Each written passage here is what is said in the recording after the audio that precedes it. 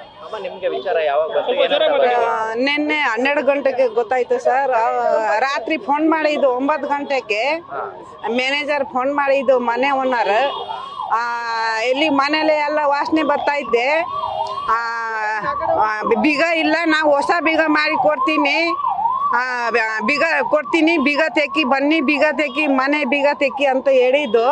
12 ಗಂಟೆಗೆ ನಾವು ಬಂದು ಬೀಗ ತೆಗೆದಿದ್ದೀನಿ ಸರ್. ಬೀಗ ತೆಗ್ದು ಒಳಗಡೆ ಮಹಾಲಕ್ಷ್ಮಿದು ಹೆಣ ಎಲ್ಲ ಫ್ರಿಜಲ್ಲಿ ತುಂಬಿದ್ದು ಸರ್. ಏನ್ ಕಾರಣ ಅಂತ ಹೇಳಿ ನಿಮ್ಮ ಮಗಳು ಲಾಸ್ಟ್ ಟೈಮ್ ಯಾವಾಗ ನೀವು ಭೇಟಿ ಮಾಡಿದ್ರಿ? ಅವರು ಲಾಸ್ಟ್ ನಮಗೆ ಇದು ರಾಖಿ ಹಬ್ಬ ದಿನ ಲಾಸ್ಟ್ ನೋಡಿದ್ದೆ ಸರ್. ಅವಾಗಂತ ಫೋನ್ ಸ್ವಿಚ್ ಆಫ್ ಬಂದಿದ್ದು. ಯಾರ ಮೇಲೆ ಡೌಟ್ ಇದೆಯಾ ಯಾರು ಮಾಡಿದ್ದಾರೆ ಏನು ಅಂತ? ಏನು ಗೊತ್ತಿಲ್ಲ ಸರ್. ಅವರು ಫ್ರೆಂಡ್ಗಳು ಎಲ್ಲ ಏನು ಎಲ್ಲ ಗೊತ್ತಿಲ್ಲ ನಮಗೆ.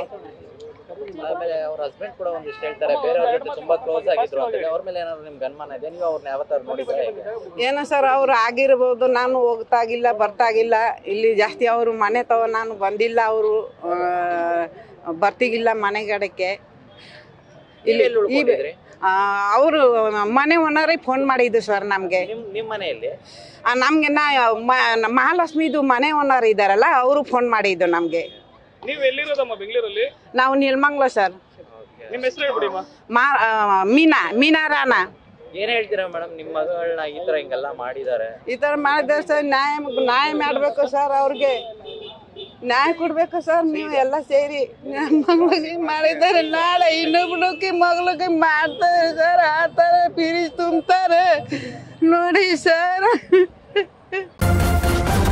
ನ್ಯೂಸ್ ಫಸ್ಟ್ ನಿರ್ಭೀತಿಯಿಂದ ನಿಮ್ಮ ಪರವಾಗಿ.